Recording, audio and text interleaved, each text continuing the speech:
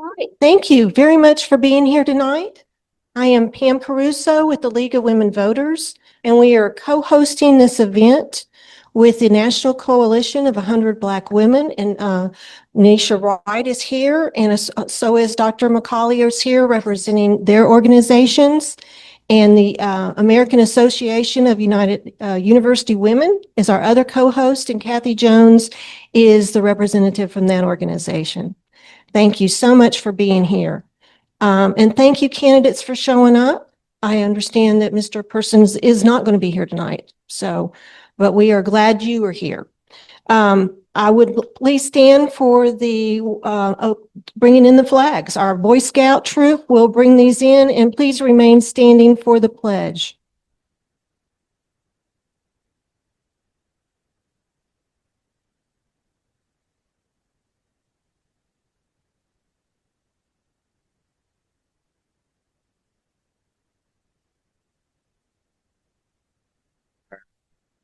Please join me in the Pledge of Allegiance. I pledge allegiance to the flag of the United States of America and to the republic for which it stands, one nation, under God, indivisible, with liberty and justice for all. Thank you. Thank you, Scouts. I will now turn it over to our moderator. We are so fortunate to have Keniesha Deas from WZYP here. She has done this for us several times, and she's just so professional and makes it look so easy. So thank you so much, Keniesha. Thank you, Pam. She and the League of Women Voters of the Tennessee Valley, along with AUW, 100 Black Women. Thank you all for putting on such an important forum for all of our residents in the audience here to learn more about the candidates, because the school board is just as important as city council. We do want to welcome our school board candidates from districts 2, 3, and 4 that are here. I do want to acknowledge that the audience, you in the audience, have a role in the forum. And I, as the moderator, will be making the decisions. I will say that the timer, because there is a timer, we got to have that timer. Liz, she's done an excellent job reminding people. She's been keeping me on point. There are 15-second rebuttals, and we'll start in alphabetical order with the opening statement. And the first question, the second person will go first. But I do want to just briefly go over the rules, the candidate forum rules, house rules. All participants must treat each other with respect and civility. Personal attacks, insults, or any form of disrespect will not be tolerated. Again, there are time limits. We have Liz over there. Each candidate will be given a specific amount of time to speak and respond to questions. I'll be sure to tell you what those times are. The time limits will be strictly enforced to ensure fairness and allow all candidates equal opportunity to present their views. Me as the moderator will manage the forum, enforce time limits, ensure that the discussion remains respectful and that it's on topic. And the moderator has the authority to intervene if a candidate goes off topic or violates the rules. No interruptions. Candidates must not interrupt each other. Each candidate will have their turn to speak without being interrupted. The moderator will ensure that the rule is followed. Equal opportunity. All candidates will be given equal opportunity to speak and respond to questions. The order of speaking will be determined by a predetermined schedule. Audience conduct. Audience is expected to remain respectful and quiet during the forum. Applause, cheering, or any form of disruption not allowed. The moderator may ask disruptive audience members to leave, and just make sure we keep our phones on silent as well. The forum is it is recorded and covered by the media. Candidates and audience members should be aware that their statements and actions may be captured and broadcast. Final decisions. Me as the moderator, decision is final. Any disputes or issues that arise during the forum will be resolved by me, the moderator. And just a reminder, these are rules designed to create a fair, balanced, and respectful environment for everyone, so that you all can make sure you present your views and the audience can make an informed decision. Without further ado, we're going to go ahead and we will begin with the opening statements. And we will start with District 2. Incumbent Holly McCarty. And you have 2 minutes for your opening statement. Yes. Yes. Hi, my name is Holly McCarty, and I am the current District 2 Board of Education rep for Huntsville City Schools. Appreciate the opportunity to be here for our last candidate forum, I believe, at least for me. So thank you very much.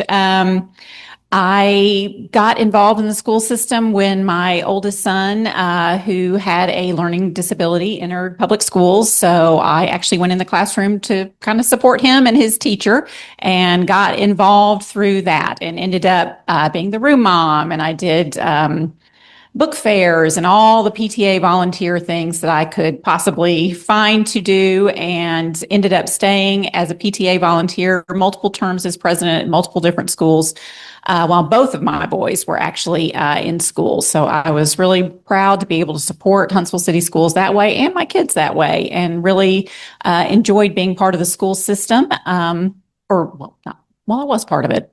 I think a volunteer is part of our school system. So part of the school system that way. In 2022, when this seat came open, I interviewed with all the current board members at that time to see if I could do something that I thought might be useful. I did not want to be there if I could not provide help. I've got training as a lawyer, and I was born and raised here in Huntsville, so I had some familiarity with Huntsville City Schools before that. My kids, in fact, were the 4th generation of students in Huntsville City Schools to graduate from Huntsville City Schools. So I was very fortunate to get elected in 2022, and the power of the paddle. Okay. So in any case, I've been proud of the progress of Huntsville City Schools and would look forward to the opportunity to continue. Thank you. I get to go next. Is that the order? Yes, you do. Okay. 2 minutes. Hey, my name is Matt Woolsey, and for those of you that are wondering, that is pronounced wool like a sweater and Z like a letter. And I promise to my fellow candidates, it's the last time you're gonna probably have to hear that little joke. Yeah. So I'm a retired Army officer, spent 21 years in the Army, mostly flying and working in and around Apache helicopters. I'm currently a high school history teacher at the Alabama School of Cyber Technology and Engineering.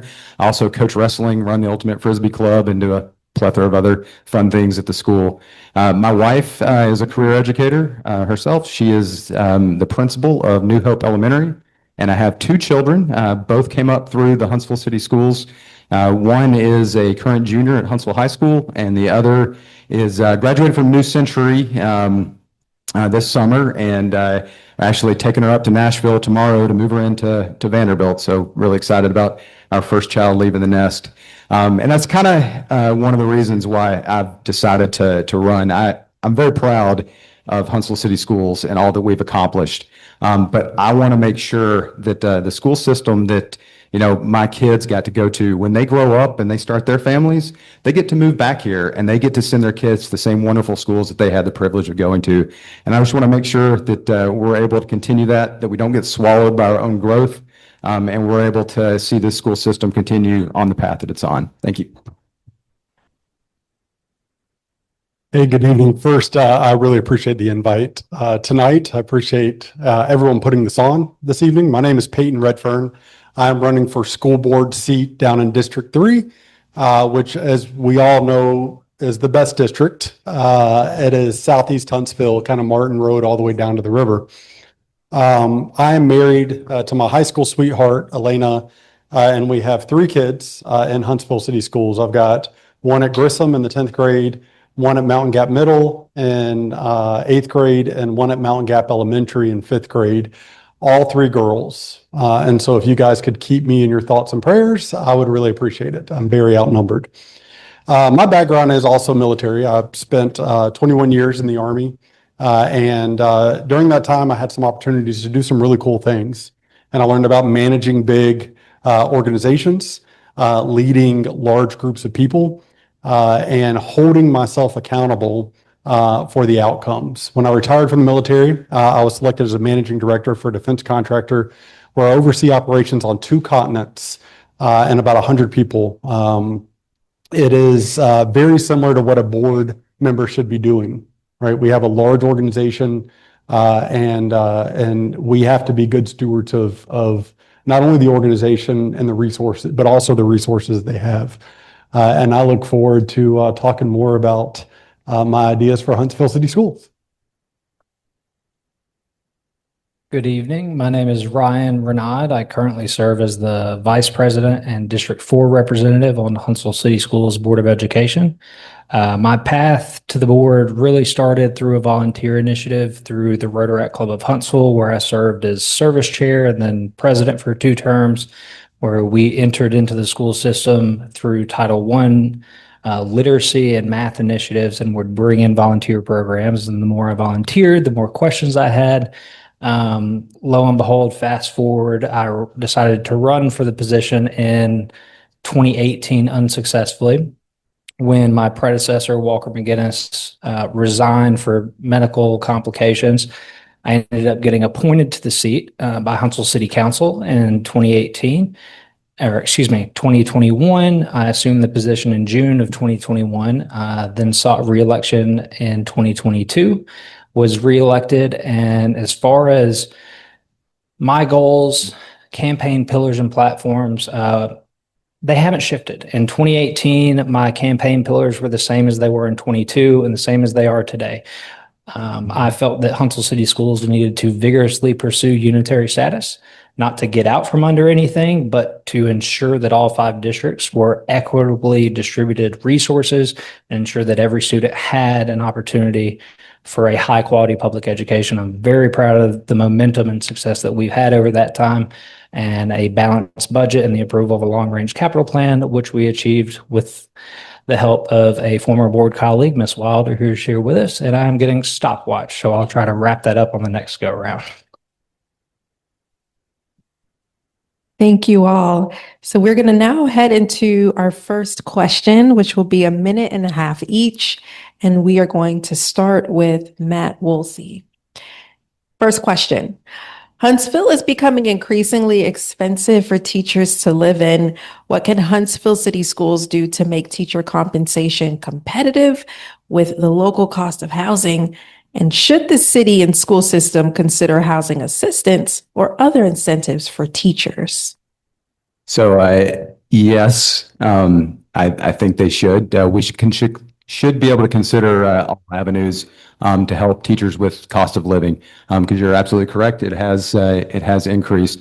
A lot of times we think that just throwing money at a problem is going to fix everything. But in this instance, I think that we should. Huntsville City Schools right now does have probably the most competitive pay in the state, but we can always do better. I think there is opportunity for expanding teacher pay, especially in areas by creating incentives for retaining good teachers. I would absolutely be in favor of creating control points where if teachers agree to stay past the 5-year mark or the 10-year mark, or those places where we think that we're losing teachers, they should be entitled to a bonus. I would love to see that put in place so that we could retain more good teachers and assist them with pay and cost of living. Mr. Redfearn, you're next. For the last 9 weeks, I've been doing this thing on social media called Policy Focus Tuesday. And one of my most recent policy focus was on this exact topic. So I appreciate the question. Number one, I have not talked to one serious constituent in District 3 that has told me that they thought teachers were making enough money. Not one, right? What I found is that if we break down teachers' actual hourly pay, most teachers are making very little money because most teachers don't work only 40 hours a week. And so I put forward 3 big ideas. Because of some of the work that the current board has done, there was a $30 million surplus in funds that was recently discussed 2 school boards ago, and it has to do with coming under budget on some things and then tax revenue being a little higher than before. And I just thought, hey, if I had a magic wand, what could we do with that? Number one, it would be a down payment assistance for all teachers once they hit year 3, if they want it. $7,500 funded by the city schools. Number 2, longevity bonuses at 3, 5, 11, and 15 years to help close the gap between what they could be making on the civilian side. And number 3, a formal mentoring program that rewards people selected to mentor new teachers. And I believe if we did those three, we could recruit and retain the best teachers Alabama has to offer. Can I ask you to repeat the question? I want to make sure I'm on point with my response. Absolutely, yes. Huntsville is becoming increasingly expensive for teachers to live in. What can Huntsville City Schools do to make teacher compensation competitive with the local cost of housing? That's the first question. And the second is, should the city and school system consider housing assistance or other incentives for teachers? So to the first question, should we be looking at opportunities to decrease the cost of housing for educators? Yes, absolutely. And this board has, with the Choice Neighborhood Initiative that you all are hopefully acutely aware of, that's going alongside Governor's Drive in between Seminole and the Parkway. There is a mixed income housing development that this board and a previous board actually talked with the city in extensive detail about opportunities for us to invest in this project. Ultimately, it was not something that Huntsville City Schools decided to do. The hospital did. And so there is affordable housing there for nurses and people coming out of nursing degrees. Opportunities like that are something that I would love to see us look at going forward. We've had conversations about multifamily housing developments like that. There's a balance there. I would say that as a board member, I'm absolutely open to the conversation and discussion, but it has to be something in partnership with not only the city of Huntsville, but also private industry and development.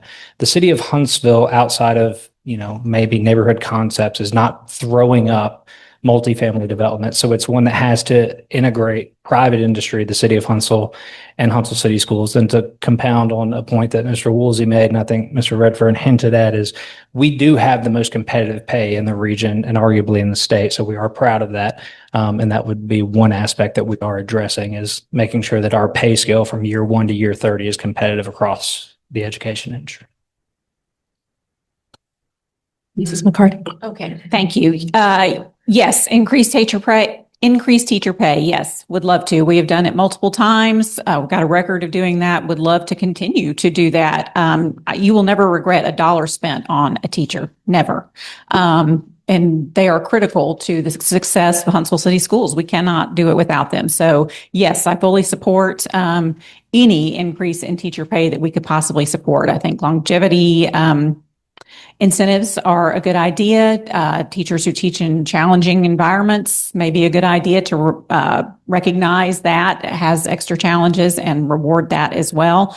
I will say, as far as retention and recruitment, we actually have teachers on our talent management team who do recruit, and they tell our new teachers who are coming in what to expect, and they can really give a firsthand view of what to expect here in Huntsville City Schools.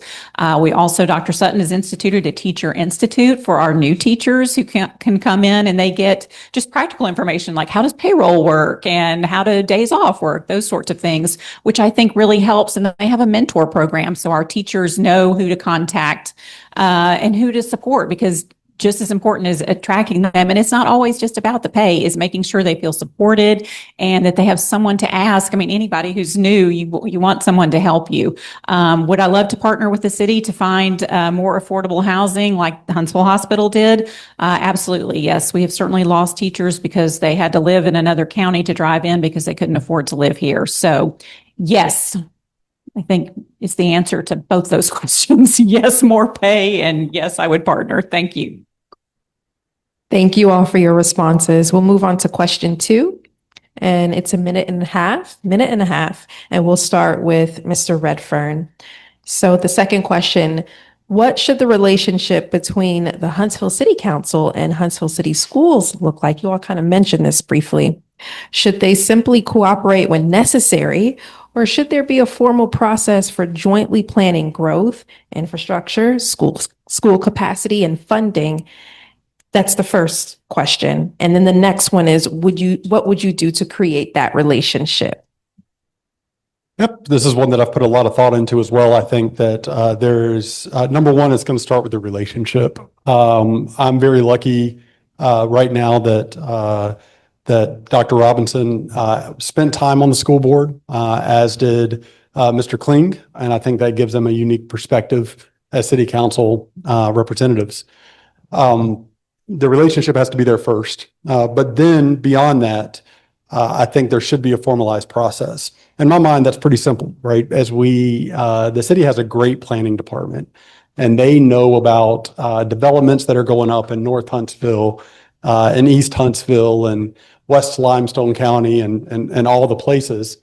I don't see why the school board couldn't have a seat in that room. And what I would envision is something like a liaison, a city planner that works for Huntsville City Schools, that maybe has an office space in the city planning office. That gives us access to the information, but more importantly, it gives us a seat at the table as these plans begin all the way through execution. Because what we don't want is to be in a situation where we find ourselves with a 800 home community going up in some part of Huntsville, and then we realize, wait a second, we're out of fingers and toes. We need another school, but we didn't budget for that. I think just simple cooperation and making that as easy as possible for both sides is the easiest way we can do that. So I would say that we're really close to the perfect relationship. Huntsville City Schools and the city of Huntsville, whether it be city council or the mayor's administration, have a fantastic working relationship.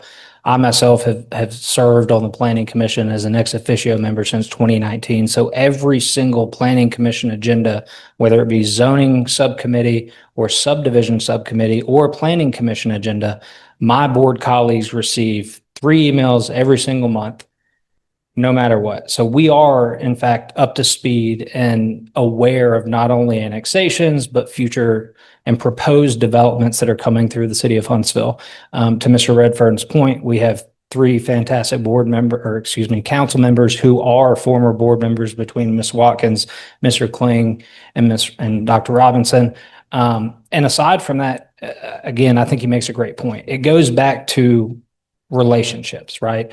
Being able to pick up the phone and call not only your council person, but the other council people.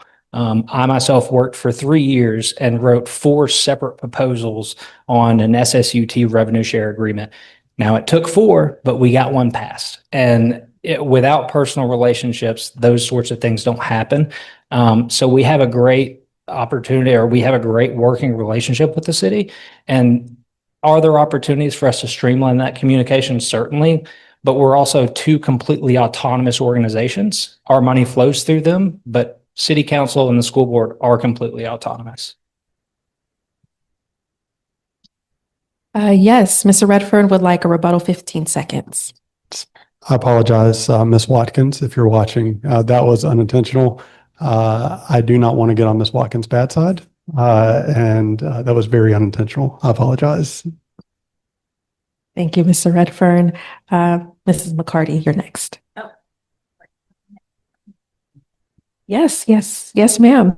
What should the relationship between the Huntsville City Council and Huntsville City Schools look like? Should they simply cooperate when necessary, or should there be a formal process for jointly planning growth, infrastructure, school capacity, and funding? And then the follow-up to that would be, what would you do to create that relationship? So yes, again, like probably several people have already stated, I do have relationships with council members. I know I've never had one not respond if I have asked them a question or asked to meet with them, and I meet with them regularly. Dr. Sutton, our superintendent, meets with the mayor about once a month just to, communicate needs between parties and just have an open dialogue, which I think is really important. As some of you may recall, we had a joint meeting in June, maybe, I believe, anyway, not too long ago. And it was the first one in a while. And there should be more of those. We should be talking more, communicating more, sharing more information. Every time I do call the city planners and meet with them pretty regularly myself, because my area does have growth. So their door is open. And once again, they have never said no to me. They have never not shared any information for me. They have come to town hall meetings that I have been in. They have shared information. Do I know every minute what is going to be voted on necessarily, or going to come up? Not necessarily. I mean, there's always more room for communication. I love to talk. I would love to have coffee with whoever would like to have coffee with me and make sure that we are communicating, because that is important, because we are all working towards the same goal. All of us, these are your Huntsville City Schools. We want your Huntsville City Schools to be the best it can be. All of us. So I agree with what everybody said here. I think the school board has a fabulous relationship with the city. However, sometimes it's not apparent because it's not always transparent and it's not always open. So I know that the city does notify the school board when stuff happens. I know, emails get sent and people talk, but how do you and the public know that that planning is actually occurring? Because sometimes it seems like there's a disconnect. We talked about recently new annexations and we start going, well, hey, was the school board aware of this? And then, some school board members say, yeah, we were. Other ones say, well, no, we didn't really know about that. So how do we know that kind of relationship is strong and that it's going well? And so I really do appreciate, the joint meetings that you all had. I think we need to do those on a much more regular basis. I would say, potentially quarterly, at a minimum, semi-annually, at least enough so that the public sees the school board and the city council working together, so that you can see that relationship and that connection, and so that you can see with your own eyes that the plans are aligned and you're not getting blindsided by, new annexations and continued growth.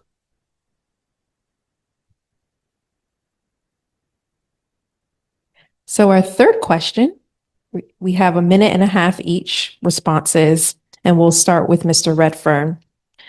Question 3, if public dollars are used to support students attending private schools or other educational options, should those schools and families be subject to the same transparency, academic accountability, and student protections required of public schools? Why or why not? Am I out of line to call a point of order? I think that's Mr. Redfern's second question to start. I'm so sorry. Did I? No, that's okay.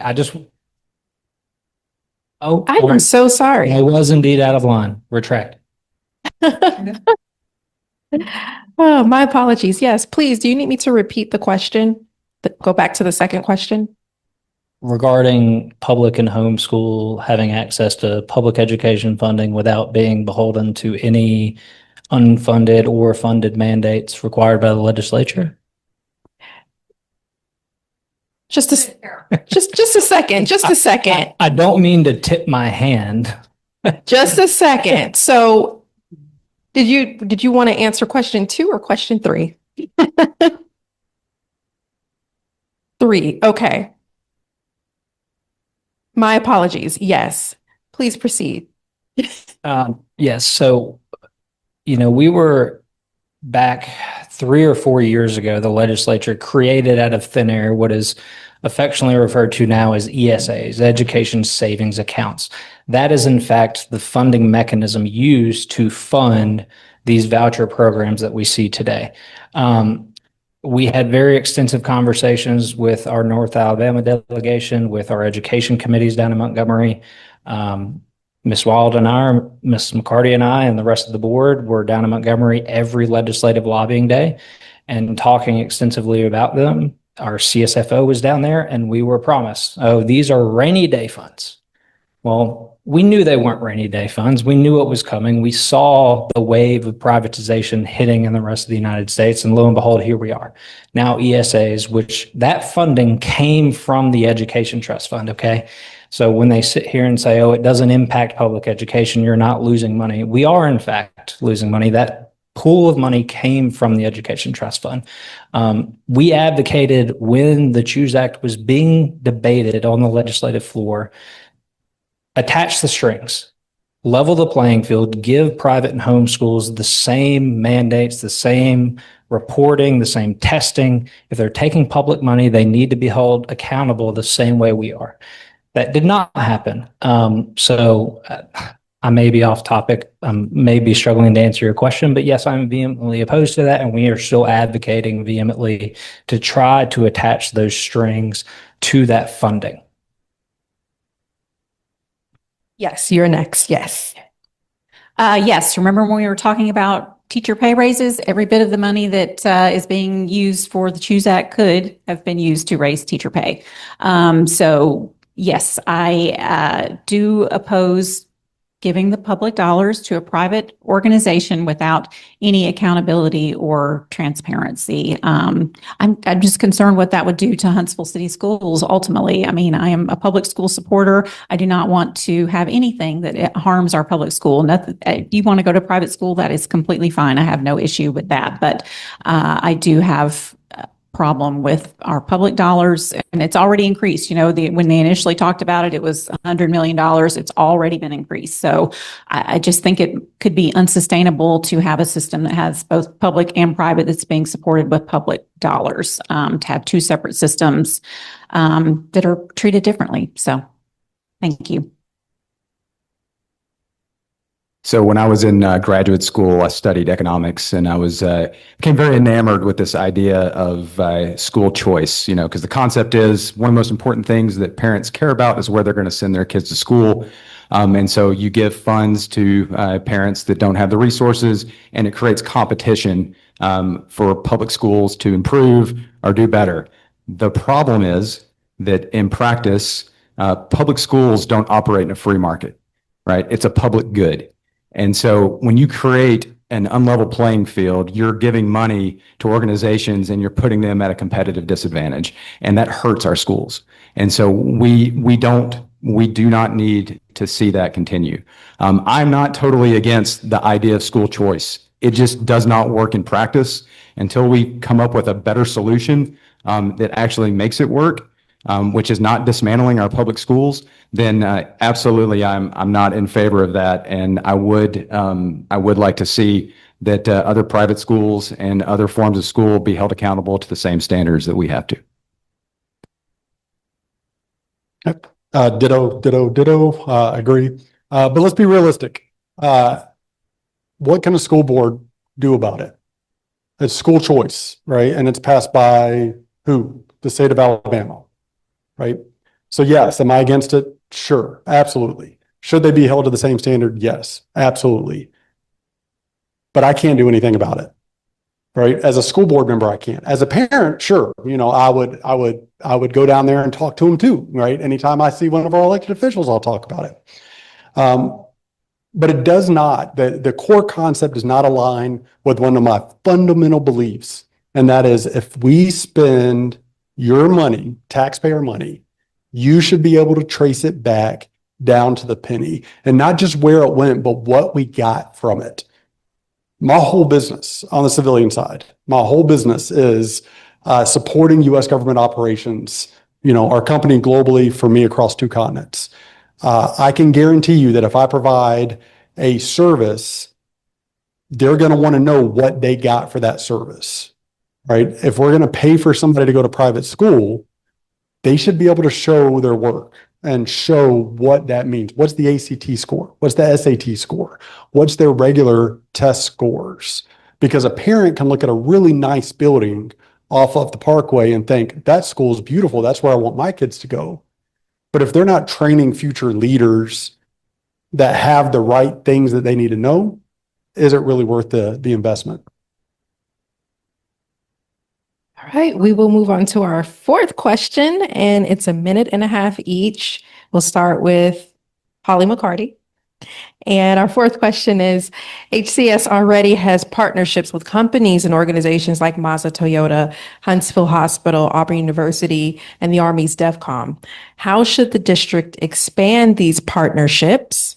And how do you ensure that opportunities are available to students across the entire district, not just those enrolled in career tech programs? Well, our career tech programs, obviously we have the Career Tech Center, which serves over 600 students, but we also have 4,500 students that are in their home schools that also are receiving those benefits pushing in. We do have a business advisory, or not, Workforce Advisory Council that helps meet with our career tech to make sure that we are meeting the needs of all of our students and our community members. And just on a personal level, when I met with someone who mentioned something about having a need in their business for a particular type of thing. And I shared that with Dr. Sutton. And I mean, he is very willing to meet with anyone and everyone who wants to partner with Huntsville City Schools. And I think it speaks to the quality of Huntsville City Schools, how many people we do have partnering with us. We have Huntsville Hospital. We've supplied a large number of their patient tech people who work with them. So we've done a great job with that. I think just, again, communication and having these career fairs that we have at the schools where you just have exposure to all the different things that are out there. I love our school system for creating opportunities. I want every child to look through a door and find something that interests and sparks interest with them. So yes, I think we've done a really good job with our community partners, and I think we are always open. The door is open. If you want to come in, we are ready to be there and partner with you and find a way to help our students and help you as a community member as well. So I wanted to thank Huntsville City Schools for the other day. They allowed all the candidates to tour the Career Tech Center. It was absolutely amazing what's going on there and the programs that we offer. I would always love to see an expansion of those programs. And what I would really like to see are offerings that allow kids to, in particular in their senior year or later in high school, go directly into a paying job while they're still able to be in school. I talk about my daughter. She was very fortunate to go through the co-op program and got qualified as her junior year as a patient career tech. And so she spent her entire senior year working at the hospital, then advancing to full time during the summer. And so she's about to go to college with $10,000 in her pocket. And so I think experiences like that are absolutely invaluable. So that means expanding into things like HVAC repair, plumbing, heavy equipment use, real skills that don't just teach kids, something new and something useful, but something that they can actually make money on as they decide to either stay in that career or advance into college, or go on into another career. But it gives them something that, can put a little money in their pocket. For me, 3 principles: be ready, be engaged, and make it easy as we can. There are organizations that want to support Huntsville City Schools right now. One of the principals I've recently spoken to, I asked him what his biggest need was in the school. And he was kind of able to tell me, and I said, okay, well, how much would it cost? So if I came in from my company and gave you $100,000 check, what is your number one priority? And it took him a while, but he kind of came back with an answer. And I thought, this is something we should be ready for, because if that school shows up with a check, we want to be able to say, here's my top priority right here. We want to fund an HVAC system, HVAC course, or plumbing course, or whatever that looks like. We should absolutely give students an option. High school is the only time as a young adult that you can try something new. And if you don't like it, it's not that big of a deal. And we should give students the opportunity to try everything new. Good friend of mine in high school and I thought we were going to be a little sly and get out of class by taking welding. And I did okay at welding. I have not welded since high school. But he went on to have an amazingly profitable career, and it changed the trajectory of his life. He grew up very economically challenged like I did, and welding took him all over the world: underwater welding, oil rig welding. And it was all something that the high school taught him. He recently sent me a message and said he had retired. He'll never work a day in his life again. And that again started back in high school.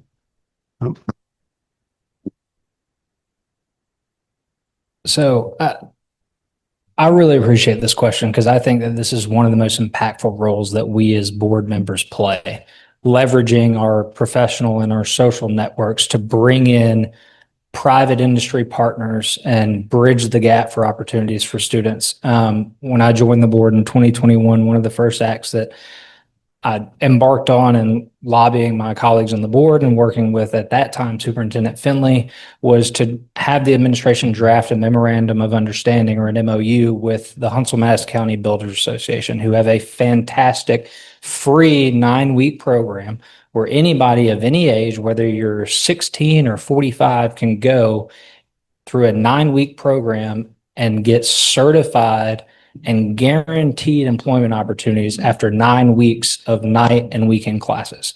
And so the NAHA North Alabama Home Builders Academy would come out, bring their trailer to every high school in Huntsville City Schools twice a year, once in the spring, once in the fall. Those opportunities are what we as board members should be tasked with doing. Aside from that, we're all acutely aware of the Center for Technology, but creating those opportunities at individual schools are, I think, one of the more impactful roles that we play. I've heard 4 answers. I don't know if there was a pointed question there, but I'd like to think that Huntsville City Schools is doing a fantastic job. And I'll close with this. Huntsville City Schools is open for business. We never turn anybody away. If there's a private industry partner, we're more than happy to welcome them with open arms. Thank you. Excuse me. Thank you. To piggyback off of what you were saying, it was the expansion of these partnerships. More seconds. If you would like to make a rebuttal. Well, yeah, I 15 think that seconds. as a board member, it's our role to not just bring them in the door, but formalize the process. Because when it comes to policy, it's about creating policy and instituting things that outlive all of us and outlive the administration, formalizing a process and a policy where, whether it's NAHA or Northrop Grumman or Wilson Lumber or Building Earth and Sciences, going through these programs, it doesn't matter who's on the board. It doesn't matter who the superintendent is. These people have access to the students, and the students have access to quality employment opportunities, intern opportunities. And so as far as expanding them, yes, I think every board member does the best that they're willing and capable of doing. But beyond that, I think it's about formalizing agreements that create access beyond our tenure as board members or the tenure of superintendents and administrators. All right.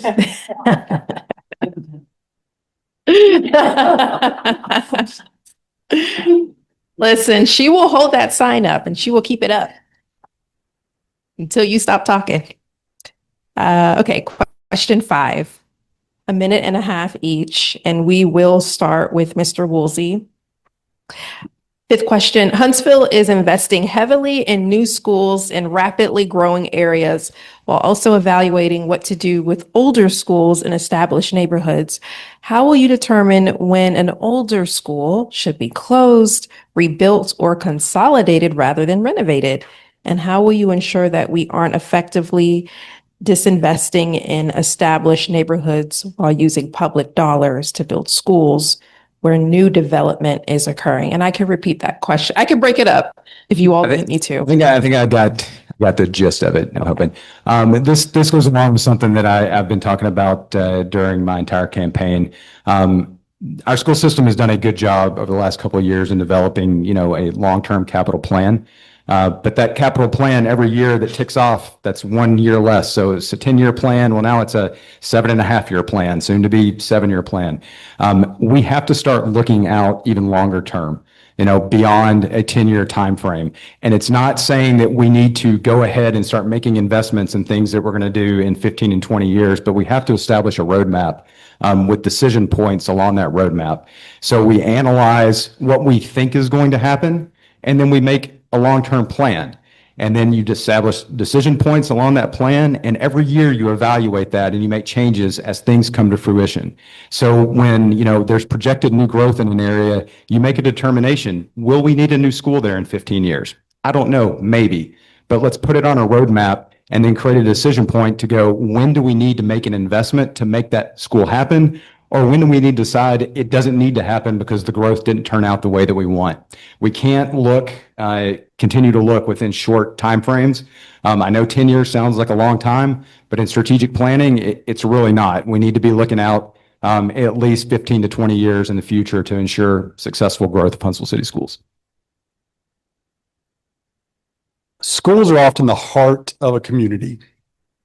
Huntsville is really unique. We've been all over the world, 5 different school systems, or 5 different states, 5 different school systems, to include a couple overseas. And you see these mega schools where everybody travels to them, and they're huge. And those have a place in society for sure. But that's not what you see a lot in Huntsville. What you see a lot in Huntsville are schools like Challenger or Mountain Gap or Farley, relatively small neighborhood schools. I think the bar for closing a school like that should be very, very high and should be very clearly explained to all stakeholders in the community. That is the responsibility of a board member. If we have to make a decision to close a school, we should go to the community that's going to be impacted the most. We should have a plan for what's going to happen at the facility, and we should tell that story over and over and over and over again to make sure everyone has some level of buy-in to the process. We should never close schools as a first choice. It should really be the absolute last choice. Neighborhood schools are important, and their impact on a community is often generational. Thank you. So I've got a little bit of a leg up because I've been on the board throughout the approval process of our 10-year long-range capital plan. And I'm not going to share with you what I think the process should be. I'm going to share with you what my experience in that process was, which is the way that public school funding works is based on enrollment, which is unfortunately in arrears. We do not look at enrollment based on the first day of school a month later. It's literally the following school year. And capacity. So our existing facilities, of which Huntsville City Schools has 43, what is the capacity? What is the enrollment? And then we go and we sat down with demographers, city planners, urban development planners within the city of Huntsville, and we look at what communities are aging, what communities are getting younger, how quickly are they getting younger, how quickly are they aging, and how quickly are they putting kids into the school system, how quickly are those students maturing through the system. And that's how those decisions are made. I understand that small community schools are the heartbeat of a community, and I understand that it's painful and that there are decisions that are made that people don't understand and can't empathize with. But it's quite literally enrollment, capacity, and where the growth corridors are within a city.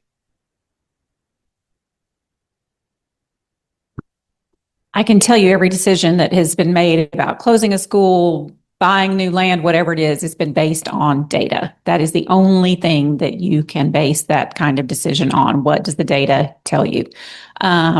We do coordinate, obviously, with the city planners. We have in the process of the capital plan that was passed in 2024 about projections about where we're going to be, what needs attention, which areas are going to grow. All of that was through city planning. And we do contract and talk to demographers, and we will be doing that again. We are on the verge of doing that again to reassess kind of zone lines and really drill down into specifics. Which school, which subdivision is generating kids? Not every subdivision is the same. Which area has shown growth in the school age demographic? Because not all of them have. Actually, Huntsville in general has lost some school age demographic, like everywhere in the world has lost children in a certain demographic. There's just a lower birth rate, but not everywhere. So you need to make sure that you know where that is going. So yes, we do need to address growth. We are addressing growth. We have held community meetings all through the capital plan where we heard from people, and sometimes difficult decisions had to be made, and probably will again. But I can tell you that I will go where the data leads. If the data says we need this or we need that, then that is what we need to be focused on.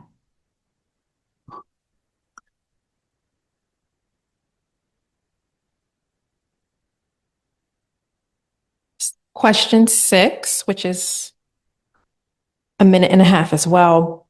We are going to start with Mr. Redfearn. Question 6.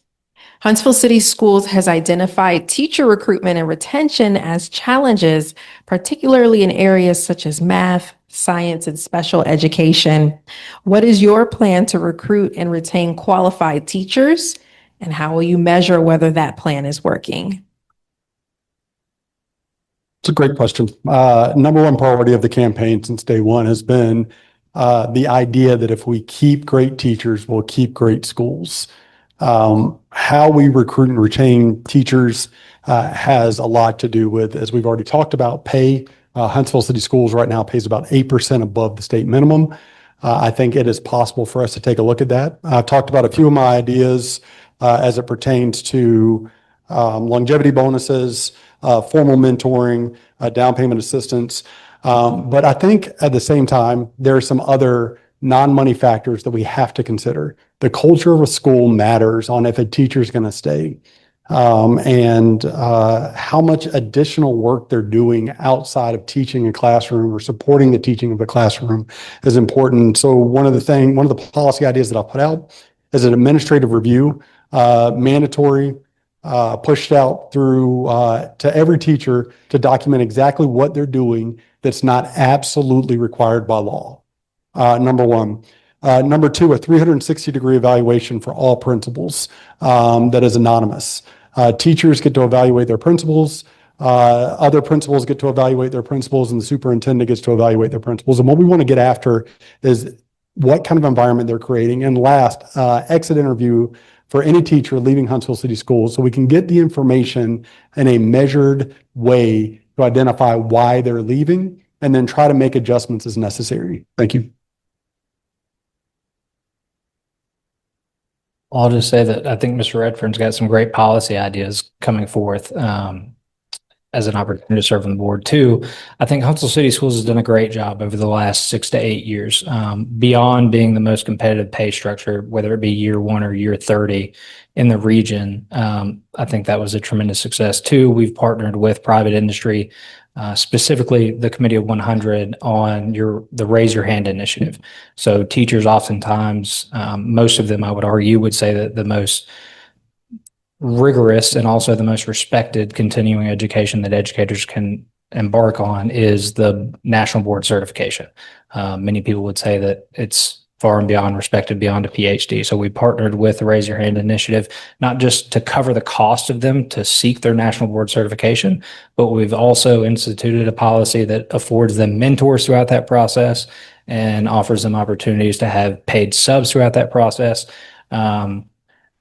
As far as retention, I would agree. It's something that when you have the best and the brightest, you want to make sure that we're keeping good people in good places. I do tend to think, and my wife is an educator going on 12 years, that pay is the most impactful thing we can address as a board through fiscal responsibility and strenuous board policy. Beyond that, the workplace environment is absolutely fundamental. Ensuring, we all know principals set the tone for a culture in a school building. It starts and stops with a principal. So ensuring that they're not taking undue burdens as an educator. Maybe stopwatched again, but ensuring that they're not doing anything beyond their legal. Mrs. McCarty, yes. Yes, of course.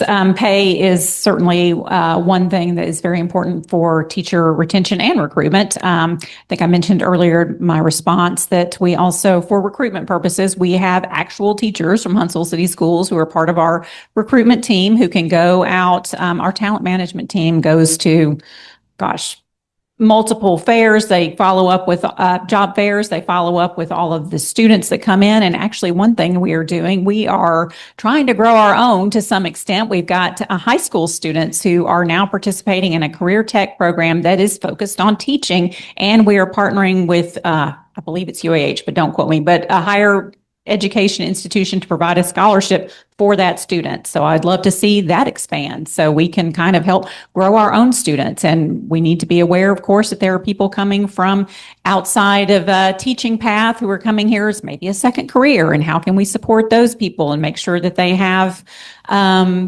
mentors and just someone you can ask a question about classroom management if that's not your skill or not the world that you've come from. Notably taught a kindergarten class one time and it was very hard. So I understand. I think we need to support our teachers who are in any way that we can. It's not always monetarily. Maybe you need an extra person in the classroom. Maybe you need someone, if you're a third grade teacher and you've got all these extra things to fill for our literacy unit or our literacy measurement, you need extra support. And I will say, Dr. Sutton has provided that. He has set aside a day where these teachers have extra support so they can do those legislative required paperwork. So yes, pay and support, I think, are critical for keeping our teachers. So I'm going to focus on teacher recruitment because it's a little personal to me. There's a couple barriers that exist for people that want to pursue teaching as a second career. The first one is the ability to get certification. It's absolutely a convoluted process, and the state controls a lot of that. But at the local level, we could do a better job connecting with the talent pool and seeking out people looking to be teachers as second careers, and then walking them through and holding their hand through that process. Personal experience, I found it very difficult when I decided to step into education, just figuring out where to begin.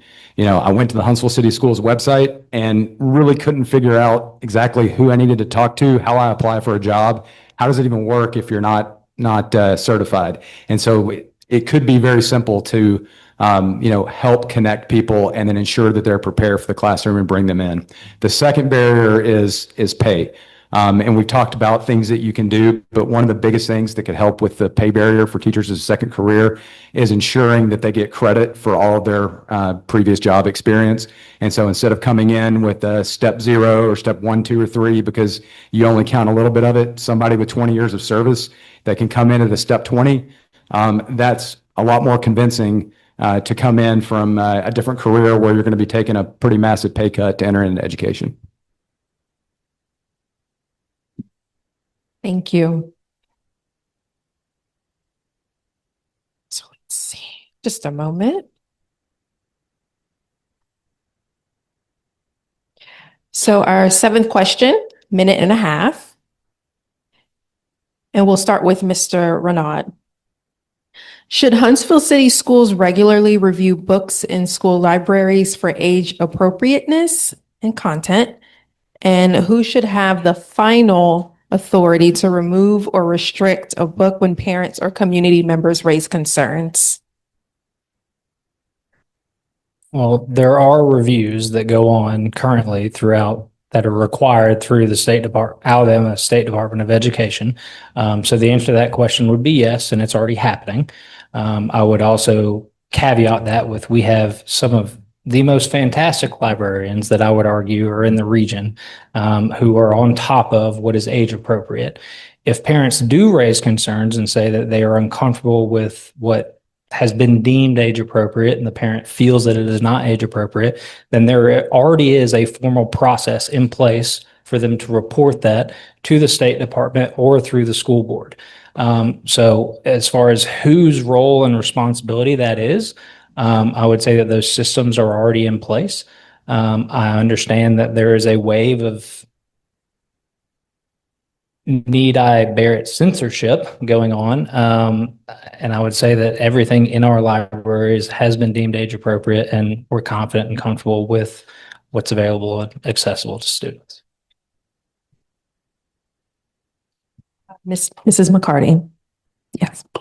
Yes, there is, as Ryan mentioned, a book review process if parents wish to challenge something. And of course, if they ask that their child not read something, that is respected. That another book is substituted or another provision is made. You can ask any teacher or any librarian for information about what's in their library, and it will be provided. Our curriculum is online. And I think it's pretty readily available. Information that is out there if you want it. And if you want to not have your child, like I said, read a certain thing, that is entirely your right, and communicate with your teacher or your librarian or whoever it might be. And that will be respected. So I agree with what everybody's saying, and we probably will get agreement down the line. There is a process in place, but it's incumbent on the school board to ensure that we uphold our end of it, and that parents do have access to and visibility on, the curriculum and the content that is available to their children, what's in libraries. I think we are doing that. But we have to make sure that we continue to allow open access to parents, respect their rights and their choice if they don't want their kid exposed to something, whether they deem it appropriate or not. But we will always follow the process that's laid out for us by the state. Nope. Very much the same, right? We have a process. It's on the website. It's pretty easy. If a parent has a concern, I would like to see a formalized process if a specific parent doesn't want their child to read The Giver because of, some undertone to the story that they're concerned about. Then sure, we should be able to accommodate that just like we accommodate no peanuts in classrooms for students with a peanut allergy. If that parent wants to ban The Giver from all students, there's a formal process they can go through. Our job as a school board is to make sure that process is there and that we follow both local policy and state policy. But at the end of the day, if the decision is to be made, the decision should be made and what's best for the community, while also allowing parents to opt out when they have a need to opt out of whatever the thing is that they need to opt out of. Our last question is question 8, 1.5 minutes that we will have responses, and we'll start with Mrs. McCarty. Students with disabilities and or special needs can face shortages of special education teachers, therapists, and other support services. As a Huntsville City Schools Board member, what specific actions would you take to ensure these students receive the services guaranteed in their IEPs? And what measurable outcomes would you use to determine whether the district is meeting its obligations? Yes, of course. So students deserve, all of our students deserve to have the best that we can provide for them. We do provide a stipend for our special education teachers. I believe it's $5,000 a year now in recognition of the fact that they are in a challenging field at times. We do have good staffing right now. There are some shortages in our paraprofessionals, and that has been a difficult thing to address, frankly. I thought, several years past, we passed something that I thought would attract more paraprofessionals, where they could come back under the umbrella of Huntsville City Schools and have benefits and pay, but you can only pay them once a month. So if you're not an employee who can go 30 days between your paycheck, that did not help as much as I had thought. We have partnered now with another organization, another temporary agency to use their platform to try to bring more people in, but we are lacking some, and we need to pay them more, advertise differently. I actually called my son's aide recently to ask her thoughts, like what worked for you? Why did you come into Huntsville City Schools? And some of it was the scheduling, and some of it was the ability to have benefits. So we did address the benefits, but we need to do more. We need to do more. I don't know if it's pay. I don't know all the things. We need to look at everything and do whatever we can to provide those services. So I agree. We're always looking to do more, and special education is one of those areas that falls into the difficult to fill positions sometimes because the work can be often onerous and burdensome and difficult. And so when appropriate, we should always be able to compensate more for difficult to fill jobs. But in addition to that, we also look at other things that make that job burdensome. I mean, there's a lot of paperwork to maintain compliance, to work with. And sometimes that can be enough for special education teacher to just burn them out, always trying to keep up with the workload, the paperwork load that they have. And so I've seen other school systems do things like offering specific days that are planning days and paperwork days. And so you bring in a paid sub that paid by the school system to come in and fill in, once a month, so that special education teachers can keep up with their paperwork. I've also seen models adopted for professional development, whereas in other math and reading, a lot of times the teachers will go somewhere for professional development. Well, you can't do that in special education because we need those teachers in the school all the time. So I would like to see us set up, a mobile professional development organization to help train our special education teachers and paraprofessionals so that they're brought into the team the same way that our other teachers are. I mentioned earlier, I spent a long time in the Army, 5 combat tours, and I like to consider myself a pretty tough guy. I had a meeting recently with a family of a special needs child here in Huntsville at a restaurant, and the story that they told me, I don't know how you could hear it. And I thought, wow, this is one family who's really gone through it. And then I talked to the next family and the next family and the next family. And it was hard to hear. Sometimes it's just listening, right? Sometimes it's just being accessible. But sometimes it's holding people accountable for the things that we're supposed to be doing. And 4 or 5 families isn't scientific research, but it's anecdotal enough to know that there's a red flag there that I would want to dig into. Pay is absolutely it, right? We've got to work on pay. I talked to one aide who makes $17 an hour with a master's degree. She can't do it. She's got a kid. She just can't do it, right? Breaks, I think, are absolutely it. And making sure that we have subs on standby to give them the break when they need it, when the teachers need it. But most importantly, right, make the investment. Most importantly, make the time investment with the families that feel like right now they've got 2 full-time jobs, the jobs that's putting food on the table and then advocating for their child. So as a board member, we work directly with 2 administrators by definition in accordance with the Alabama State Constitution, the superintendent and the CSFO. First part is listening to parents, to Dr. Long, who is our special education director, and ensuring that her needs are being met and her department is well resourced. And then talking with parents of special education students to ensure that whatever deficits they're experiencing on a day-to-day basis, we as a board are advocating to the superintendent, to the CSFO in the budgeting process to ensure that the SPED department has what they need. Beyond that, we talked a little bit earlier about public education funding. Last year, the legislature took a modest step, in my humble opinion, in the right direction with the passage of the RAISE Act, which was a hybrid shift off of the foundation program model and gave us additional funding based on enrollment for English language learners, special education, and Title I students. That was, again, in my humble opinion, a modest step in the right direction. So as a board member, I feel that it's incumbent upon us to work very closely with our North Alabama delegation and other legislators at the state level to advocate for these special education students.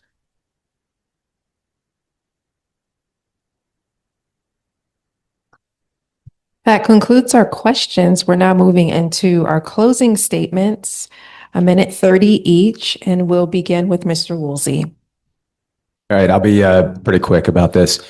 So as this kind of campaign is starting to wrap up, I hope at this point, at least for the voters in District 2, I believe the voters everywhere, but the voters in District 2 believe that they have 2 really good options to choose from. I hope that they're confident in that.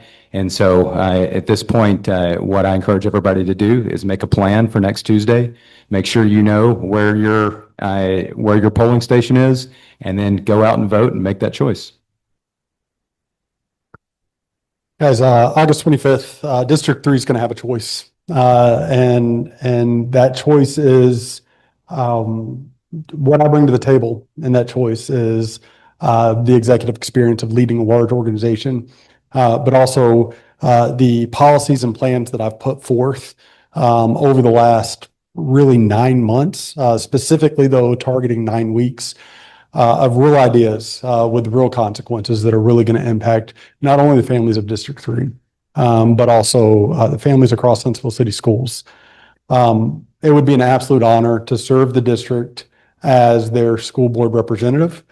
And so what I would say to District 3 families is that if you are looking for someone who is accessible, approachable, and committed to making Huntsville City Schools the #1 choice for every single family, and that isn't afraid to show up when things get uncomfortable and have those difficult conversations, then I would encourage you to consider voting for Payten Redfearn on August 25th.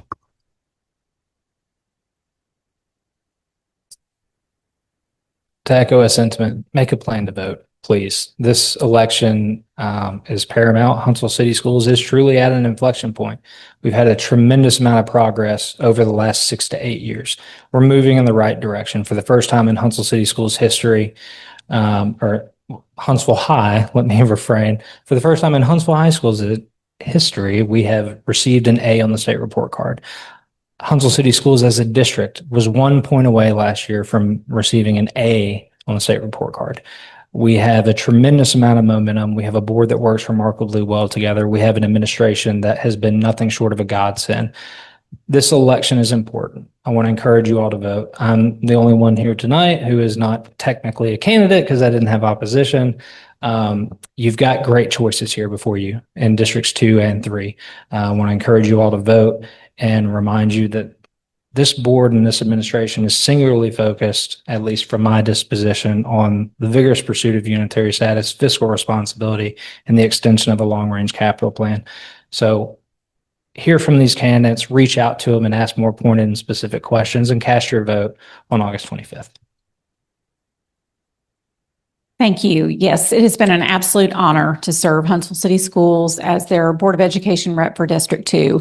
And it's been a privilege to be able to talk to all the families and people who have reached out to me and helped, that I've been able to help. And sometimes it's just putting them in touch with the right person. But that has been an absolute joy for me. That is what I have loved about this role is you can look up my record online. You can see every vote I cast. You can see every agenda that was out there, but it's the things that you don't see on that board agenda that have been the most important for me. And that's building the relationships. I've got great relationships with the people in our administration, but even better, I love going to the schools. I've been to the science fairs, the book fairs, the PTA meetings, all the things, and seeing the people and the families in our schools and talking to the principals and being an advocate. That has been my favorite part of being part of this school system. I am really proud of Huntsville City Schools. I am proud of the work that I have done, and I look forward to the opportunity to continue. As Ryan said, we have got great momentum.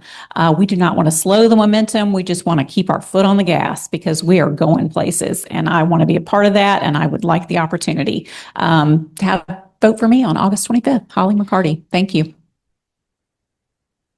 Yes, and let's thank all of our candidates who showed up tonight. And you, the audience, thank yourselves for coming in and listening. Yes, this is who you're going to vote for. This is your future. And as they all have said, don't forget the election is August 25th, this coming Tuesday.